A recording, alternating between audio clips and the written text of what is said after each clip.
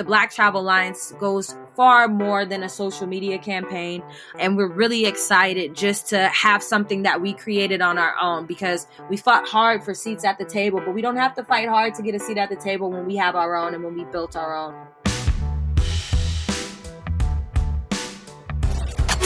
Welcome to Travel Matters, the official podcast of TBEX. Here are your hosts, the radio vagabond Palabo and TBEX CEO Rick Calvert. Martinique Lewis is our guest today. I'm reading on her about page now. It says she's a digital disruptor who's immensely in love with all things travel. Marty's also been a speaker at TBEX, and she is one of the founders of the Black Travel Alliance, which is what we wanted to talk to her about today and find out, what it is and what their mission is and all that sort of stuff. So welcome, Marty. Thank you for joining us today. Thank you so much for having me. It's a pleasure to be here. So can you start by just saying a few words about who you are, what's your background? And obviously for a lot of us that were in Montana and we got to see you, we know a little bit. But for the people who don't know exactly who you are, can you please fill us in on that? Yeah, absolutely. So like they said, my name is Martinique Lewis. I am a diversity and travel consultant as well as a content creator. I specialize in not only advocating for diversity within the travel space, but I do try to focus a lot on Black travel and the diaspora within different countries when you go. So like most people wouldn't know that when you travel to Turkey, there is a community of Afro-Turks that are there. And I'm basically have positioned myself into the industry to be able to tell you those stories and those narratives. So yeah, that's basically what I do on a day-to-day basis, as well as I'm an influencer manager for a company called Skyroam, which is a travel Wi-Fi option for people to have. But of course, it's coronavirus, so we've had to pivot and let people know how to use their Skyroam daily. So those are my jobs. So also, just to make sure we get this correct for the podcast, I know I've called you Marty before, but do you prefer for us to call you Marty today or Martinique? Marty is great. Whenever I introduce myself, I say the name my mom gave me, which is Martinique, like the island. So, of course. Yeah, Marty is fine though. So Marty, something that I wanted to also, so for people to understand, Black Travel Alliance is new, and we'll get into that, but This isn't new to you, this mission. You've been doing this for how long now? Focusing on Black travel and diversity in travel? Yeah, not that long. I've been around for the past 3 years, which is not long at all. But yeah, the past 3 years, I decided to stop work and to move forward with this mission after just being frustrated to not seeing myself reflected in everything, or so I feel, in everything, and then realizing that it was a greater issue and that there were other people who felt like they were underrepresented. So the past 3 years. There is a weird thing in travel, and I know other industries have this blind spot or have had in the past, but it's so noticeable to me, and I know you and I have talked about this a little bit before. There is a marketing industry term called multicultural marketing, right? Yep. And it's a big genre, and I was involved in a conference that did that years and years ago. And I use the example of IGLTA, which is great, an amazing organization dedicated to LGBTQ travel. Right. And they've done a fantastic job. And you see marketing to that community all over in travel, all over the world, in every type of travel. You see marketing for that. You do not see that for Black travel. It's been noticeable to me since the moment I got involved in travel. And I've looked for groups like Black Travel Alliance that just didn't exist before. Right.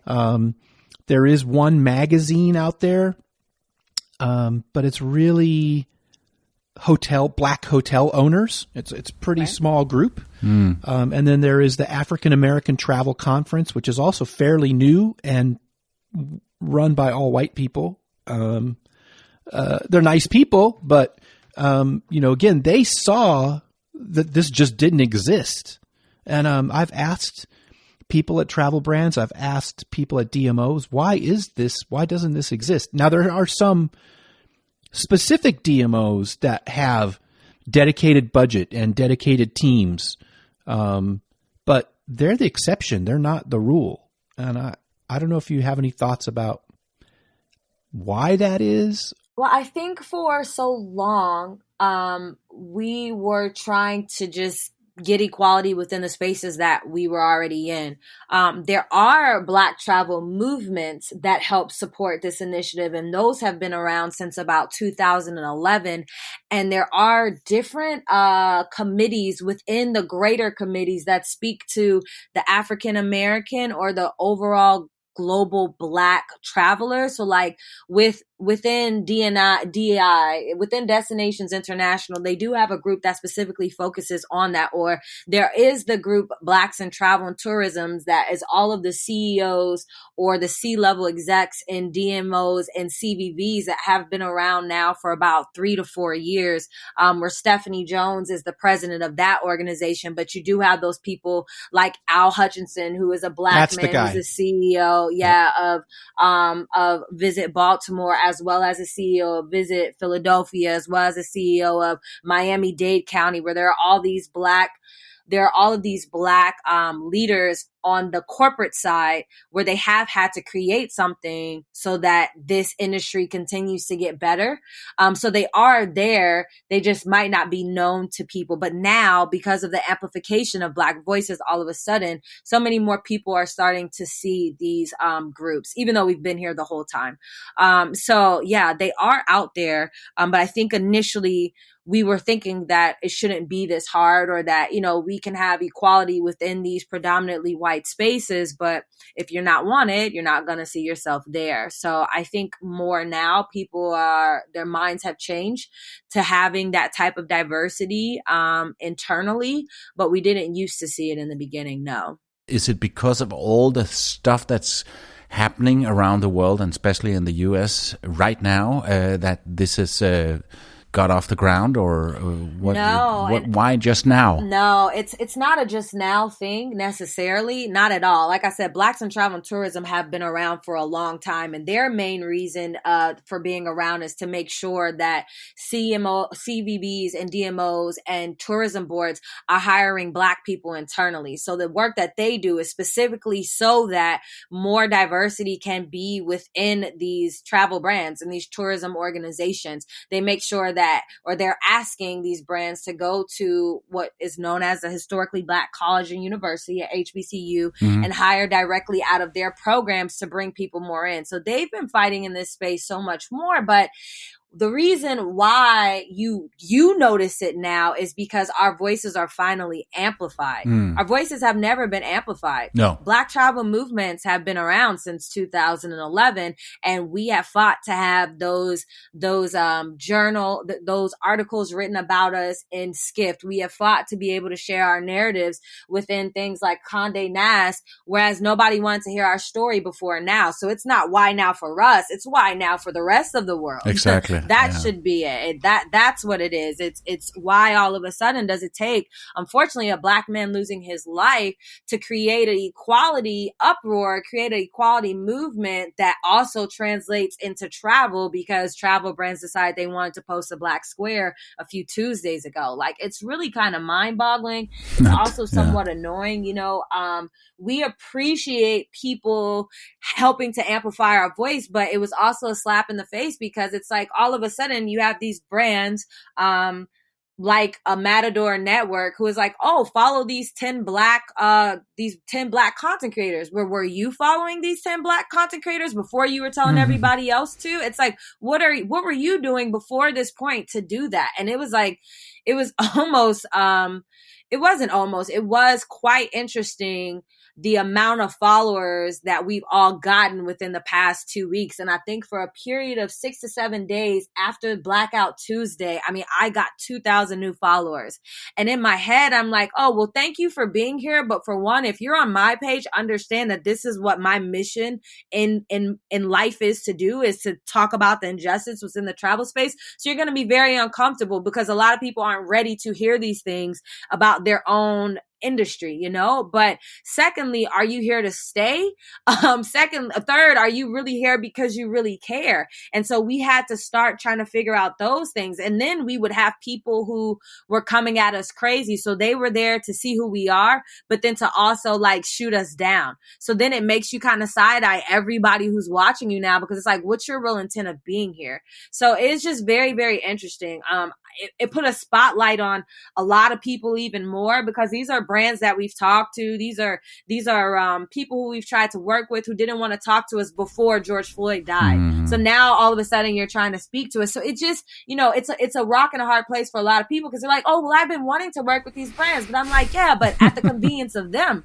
Not at the convenience of you when they were ready, not when you were ready. And all of a sudden now, because they're trying to check off boxes, and honestly, it's unacceptable. It's sad, all in the same. Like I can vouch for TBEX and say, no, TBEX has hired Black women to come in and to help them figure this out, or figure out how to appeal to more Black people, or to make sure that more Black content creators in this space were coming to a TBEX. Like I can say TBEX was honestly doing that before George Floyd happened. I can't say the same about other travel brands, because it's not true.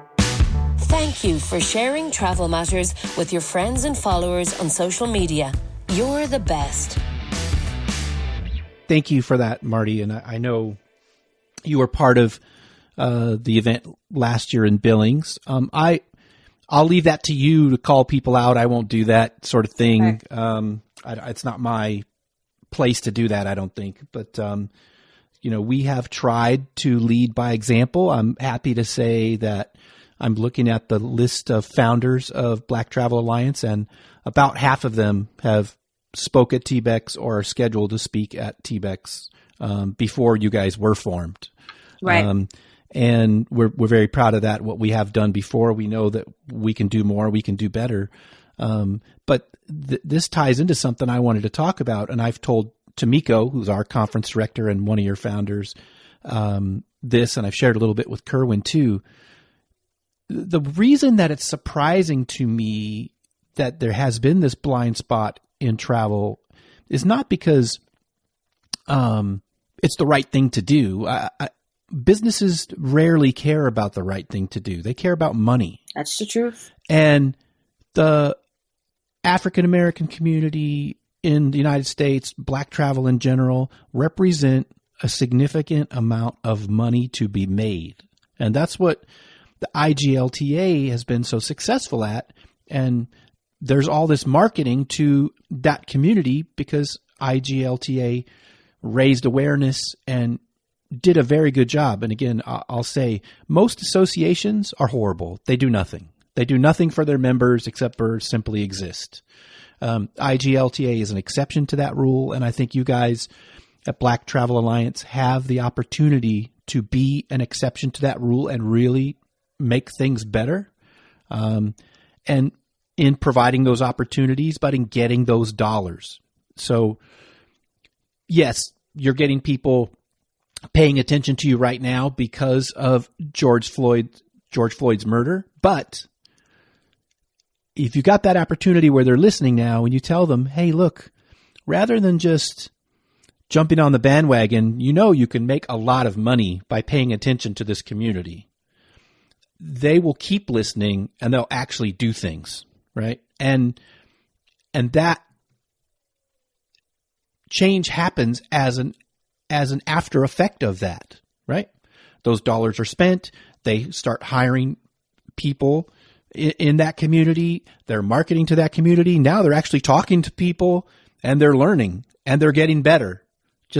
But their motivation is money, right? And so I see this, the window opened for this to really change travel right now. If there's anything good that comes out of that, and the whole world has much bigger implications. But just in our little world of travel, which is something that we all love together, you guys have an opportunity to make a real huge change right now. So I'm excited and optimistic for that future. I would like to think that would matter. I do. I would really like to think that would matter. And yes, African Americans do spend $63 billion plus. And I say the plus because we don't know who conducts Mandala research, but they are the ones who come out with these facts every 5 years. So this fact has been out since 2018, December 21st of 2018, that Black travelers in America spend $63 billion. So if you look at people in the UK and the EU, Black travelers over there who have 2 to 3 times more vacation time than African Americans, and who do go way more places annually than we do, then you're looking at them spending upwards of, times 2 of that 63 billion. And people know these facts and they still don't care. I speak these facts. I have probably said $63 billion. But that's the thing. I think they don't know. I don't think they do know. And even when this is the thing. Mandala research is really, really big every 5 years, right? Yep. And I know myself personally, in 2019, I spoke at 9 different conferences that were throughout the world where I made the same statement about $63 billion. CNN has published, Forbes has published, Condé Nast has all published narratives around African Americans spending $63 billion. Now, people might say, well, we don't read those things, but okay, Skift has also published something that says $63 billion. Skift came out with a megatrend in 2018 talking about Black travelers spending $63 billion and that being a megatrend. And considering that most people in the travel industry listen to Skift or even look at those megatrends, I don't always want to believe that people didn't know that fact, right? Because I feel like we've been screaming it from the top of our lungs. Additionally, we've been screaming that Muslim travelers inject the most into the travel industry, and you still don't see them anywhere. So although I am optimistic, I also know that when people know facts, it doesn't always matter. Now, will it matter now? Probably, because again, the amplification of this situation, whereas everybody wants to do something different, but we're now in 2020. We're talking that this stat is 2 years old, and that stat is now even outdated. And so knowing that, I'm just like, okay. But to your point, not everybody knows. I was a little frustrated this morning reading a travel and leisure article that stated an African American spent $48 billion. So that lets me know that they didn't do their own research, because that is indeed a stat from 2013. And not the most updated stats. So maybe you're right. But I would like to believe that would change some things. Yep. So let's take a step back. When was Black Travel Alliance founded? Black Travel Alliance was founded literally the Friday after Blackout Tuesday. And like I tell brands all the time, Black and brown bloggers and content creators speak all the time. And we're all part of a group where that happened. And we were all pretty frustrated at the travel brands who posted, because we know that they do not show equality when it comes to terms of them hiring us or them giving us the same opportunities as they give our colleagues. So we decided, what are we going to do about it? And after we all met, which we do every week anyways, we decided to start the Black Travel Alliance. And that's how it came to be. So I see that you've got, I think 16 founding members of Black Travel Alliance. Yep. So this really came out of that group that you're in. It's a Facebook group, right? Yeah, it's a Facebook group. And then there are other groups as well, which has hundreds of people. But these people were specifically trying to understand how we could tackle this issue and move forward. And so, yeah, out of the larger Facebook group, the Black Travel Alliance was founded. So what is the mission of the Black Travel Alliance? Yeah, so our mission is basically to support Black content creators around the world and make sure that we increase the representation and visibility within our industry. So that means different things like employment. That means at travel conferences. That means within the media. And we have 3 pillars. They're alliance, amplification, and accountability. And we really want to create a space where Black content creators feel supportive and they feel represented and they have a resource to go to with people who look like them to help them be the best they can be within the travel space. So we'll offer things like education and training. We offer things like town halls. Our advisory board, who we're still putting together, is filled with people who are also on the corporate side, but we're working with universities not only to help the kids who are going through the tourism programs, but to be able to conduct research. We're working through some philanthropy things and working through some nonprofit things so that when people do come to us and they say, hey, we have this surf school out in Laguna Beach, we want to be able to send 8 kids from the inner cities to this surf school. Can you help us? We want to be able to place people with that. We want to be able to give people scholarships to attend travel conferences like a TBEX Europe. We want to be able to support people and make sure that they have the best equipment. We want to be able to run our own press trips, to be able to create our own content, to put it out there. So it's a multitude of things. A lot of people thought it was just the initial campaign where we did the pull up for travel, but it's not. And it actually talks about all the different reasons why we started this on our website. But unfortunately, people choose to read what they want to read. But the Black Travel Alliance goes far more than a social media campaign. And we're really excited just to have something that we created on our own, because we fought hard for seats at the table, but we don't have to fight hard to get a seat at the table when we have our own and when we built our own. So it is a community for us, by us. We do accept allies to come in. There are a lot of brands and DMOs as well as PR companies who signed up for membership where they will also have a role, but we understand that we can't move forward without them. And so we welcome them as well into the alliance. And we're really proud of what we've built in a small period of time. We've been able to accomplish a lot, and we have a lot more work to do. And I'm looking on, was it called Pull Up for Travel? Was that the hashtag? Yes, that was the hashtag. And I see you've got some huge brands that did respond to that. And I agree that, seeing what happens in the future is where it really counts. But Spirit Airlines, I see Marriott, Travel Massive, Traverse, or a couple of conferences, the WITS conference, of course. TBEX is on there. Women in Travel Fest. But for DMOs, Bermuda, Cincinnati, Minnesota, Memphis, Rockford, Tempe, Arizona, SlowCal, which is San Luis Obispo area, North Carolina, Asheville, Jackson, Oakland. You're home there for now. Yeah. Airbnb, and again, Marriott, that's huge. So you've gotten some big brands to pay attention. Yeah, and there are actually more who have sent things. We just have to create it and put it online. But additionally, regardless if brands responded or not, we know that we got all of their attention. Yep. We have talked to some people who are like, I understand it takes a little bit longer for us to release these things. And we're like, yeah, okay, that's great. So we're still waiting on some people. And we know that it is something that people will continue to update. But our thing was a sense of urgency. Our thing was we wanted everybody else to see who was serious about this and who we feel is not. And I think a lot of that is proven by who has either responded or who hasn't. Now, in terms of DMOs, we understand that a lot of PR firms are over that. So it's the PR people who have to get the statements together. But we welcome anybody when they're ready to come forward. Yeah, it's a very, very good start. Again, it's my optimism, seeing that you definitely got some significant names to reply. So it's very, very new. Are you guys going to have like an executive director, management team? Right now we have a board, and I am the president of the board. Martina Johnson is the secretary of the board, and Xavier is the treasurer.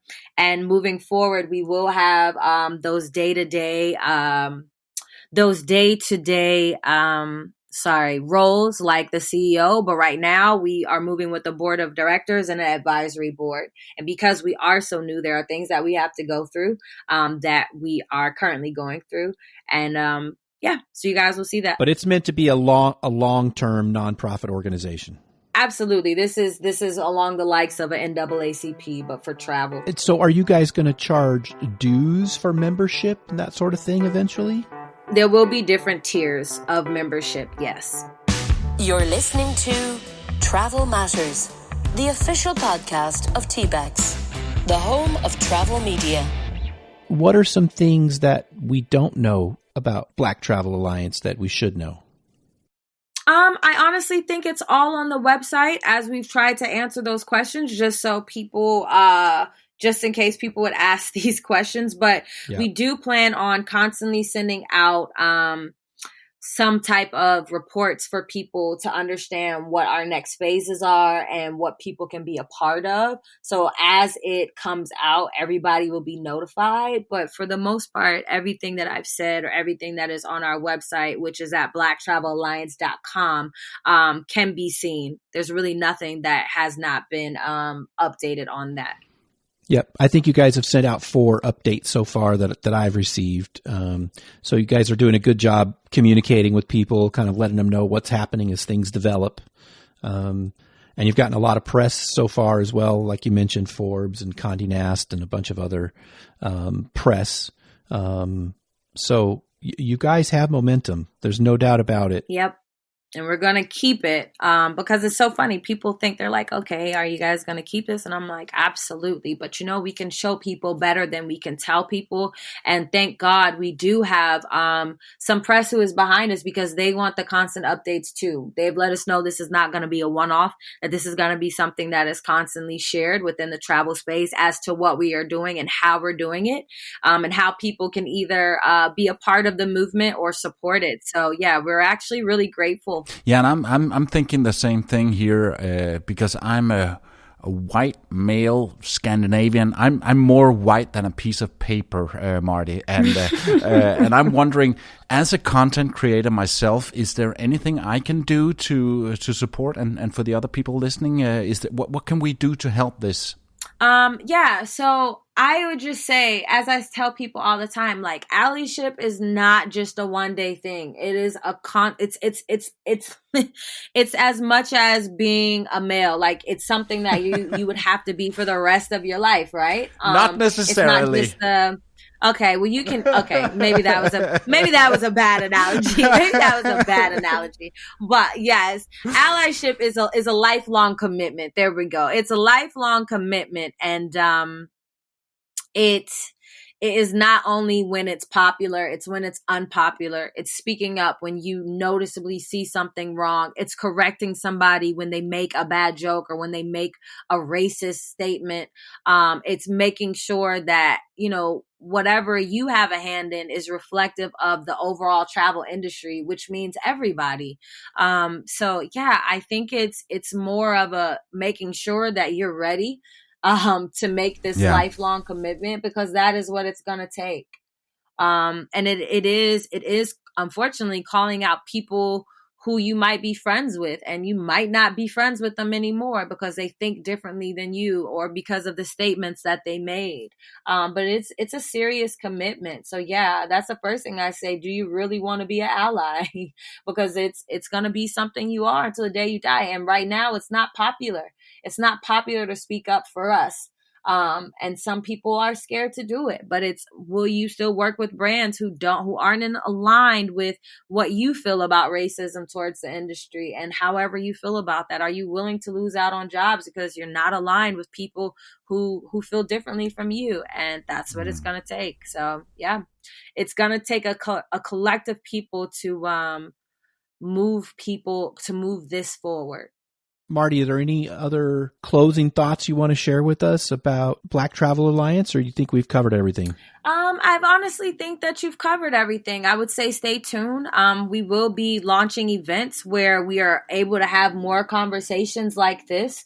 And we are really looking forward, like I said, to just moving forward with the industry. And making sure that the industry is a better place for people, not just my generation, not just Gabby's generation, but for people who will be running the travel industry within the next 30 to 40 years. That's the most important thing for us. So yeah, thank you so much for having me. Thank you for listening. Thank you for being okay with having the conversation. And yeah. Thank you for doing this, Marty. You and everybody else who has stepped up to start the Black Travel Alliance. It's just so long overdue. Oh, so long. again, I'm optimistic for the future. So we'll see in the upcoming weeks and months and years. But please come back and update us as you guys have new developments, as you kind of formalize that internal structure, as you set up those tiered memberships and all those sort of things. We want to be able to share it with everybody so they can support you guys as well. Absolutely. Thank you. Thank you, Marty. You've been listening to Travel Matters, the official podcast of TBEX. This episode of Travel Matters was hosted by TBEX CEO Rick Calvert and radio vagabond Palabo and produced by radioguru.co.uk. See more about upcoming TBEX events on tbexcon.com. You can follow Palabo on theradiovagabond.com.